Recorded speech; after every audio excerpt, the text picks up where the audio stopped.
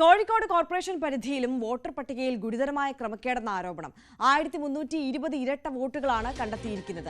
ബേപ്പൂർ മേഖലയിലെ ഒറ്റ വീട്ട് നമ്പറിൽ 70 വോട്ടുകൾ ചേർത്തിരിക്കുന്നു. നിരവധി വീടുകളിൽ വ്യത്യസ്ത മതവിഭാഗങ്ങളിലുള്ള വോട്ടർമാരാണ് ഒരു കുടുംബമായി കാണിച്ചിരിക്കുന്നത്. സ്ഥലത്തെ രാഷ്ട്രീയ നേതാക്കൾക്കോ ജനങ്ങൾക്കോ അറിയാത്ത അജ്ഞാത വോട്ടർമാരും വോട്ടർ പട്ടികയിലുണ്ട്.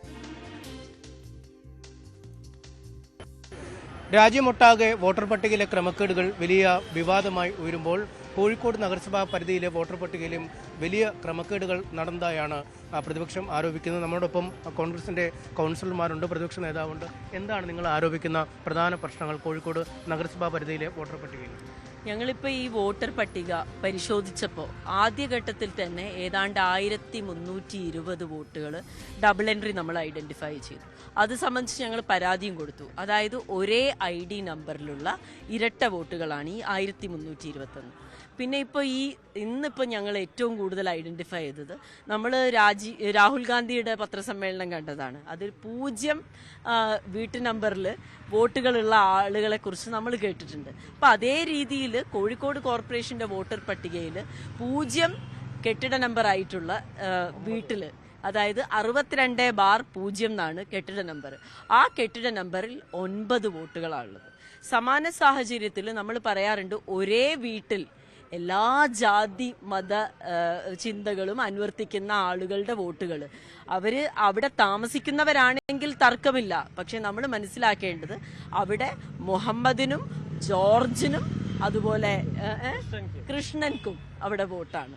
അപ്പം ഞാൻ മനസ്സിലാക്കുന്നിടത്തോളം അവിടെ അന്വേഷിച്ച് ചെന്നപ്പോൾ ഇത്രയും ആളുകളുടെ വോട്ടുള്ള ആ സ്ഥലത്ത് അന്വേഷിച്ച് ചെല്ലുമ്പോൾ ആകെ 3 ആളുകളെ താമസിക്കുന്നുള്ളൂ. മറിച്ച് മറ്റൊരു സ്ഥലത്ത് നമ്മൾ പരിശോധിക്കുകയാണെങ്കിൽ ഒരേ വീട്ടിൽ ഉള്ള വോട്ടുകളുടെ എണ്ണം വലിയ രീതിയിലുള്ള ഒരു ബൾക്ക് വോട്ടാണ് ആ ഒരു വീട്ടിലുള്ളത്. അത് ഇതിൽ നിന്ന് വിഭിന്നമായിട്ട് വെള്ളയിൽ വാർഡിലാണ് കിടക്കുന്നതെന്നാണ് മനസ്സിലാവുന്നത്. അപ്പോൾ വെള്ളയിലാവട്ടെ മൂന്നാലിങ്കലാവട്ടെ വാർഡുകൾ മാറുമ്പോഴും ഇവർ നടത്തുന്ന കൃത്രിമം മാറുന്നില്ല. ഇതൊക്കെ കേവലം ഉദാഹരണമാണ്. ഞങ്ങൾ കരുതി ഈ ഒരേ വോട്ടർ ID മാത്രമേ ഡബിളിംഗ് ഉള്ളൂ എന്ന് പറഞ്ഞ് ഞങ്ങൾ സൂക്ഷ്മമായി പരിശോധിച്ചപ്പോൾ മനസ്സിലാക്കാൻ സാധിച്ചത് ഒരേ ആൾക്ക് ഒരേ ബൂത്തിൽ 2 വോട്ടർ ID വോട്ടുകളാണ്. അപ്പം നമ്മൾ മനസ്സിലാക്കേണ്ടത് ഈ ഇലക്ഷൻ പ്രൊസീജിയർ ജനങ്ങളോടുള്ള ഒരു കൊഞ്ഞനം കുത്തൽ എന്നുള്ള രീതിയിലാണ് ഈ ഭരണ സംവിധാനം മുന്നോട്ട് കൊണ്ടുപോകുന്നത്. അതിന് അവർ ഭരിക്കുന്ന ആളുകൾ ഉപയോഗപ്പെടുത്തുന്നത് അവിടുത്തെ ജീവനക്കാരെയും ഇതിൻ്റെ ചാർജുള്ള ഒഫീഷ്യൽസിനെയുമാണ്. ഇതിപ്പോൾ ഒരേ വീട്ടു നമ്പറിൽ തന്നെ 70 വോട്ടുകളില്ലേ, അത് വളരെ അപൂർവമല്ലേ? പെട്ടെന്ന് വളരെ ആളുകൾക്ക് പോലും പിടിക്കാൻ പറ്റാത്ത വിധമാണ്. അതെങ്ങനെയാണ് ആ 70 വോട്ടുകൾ വന്നിരിക്കുന്നത്? 70 വോട്ട് ഒരേ നമ്പറിലാണ്. ഇത് സ്വാഭാവികമായിട്ടും ഡിലീറ്റ് ചെയ്ത നമ്പറാണ്.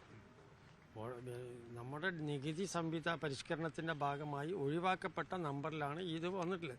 അപ്പോൾ സ്വാഭാവികമായിട്ട് ഇതൊന്നും കണ്ടെത്താൻ പ്രയാസമാണ്. വളരെ വിദഗ്ധരായുള്ള ഇലക്ഷൻ പ്രവർത്തകന്മാർക്ക് പോലും കണ്ടെത്താൻ പ്രയാസം. ഇത്തരം അജ്ഞാത വോട്ടർമാരായുള്ള ഇവർ തെരഞ്ഞെടുപ്പിൻ്റെ ദിവസം പറന്നിറങ്ങി വോട്ട് ചെയ്ത് പോകും. അപ്പോൾ അത് ഒരു ബോധപൂർവം ഒരു താല്പര്യത്തിൻ്റെ പുറത്താണ് ഇതൊക്കെ ചെയ്യുന്നതെന്നുള്ള കണ്ടെത്താൻ പ്രയാസമില്ല. ഇപ്പം 1300 ഡബിളിംഗ് എന്ന് പറഞ്ഞല്ലോ.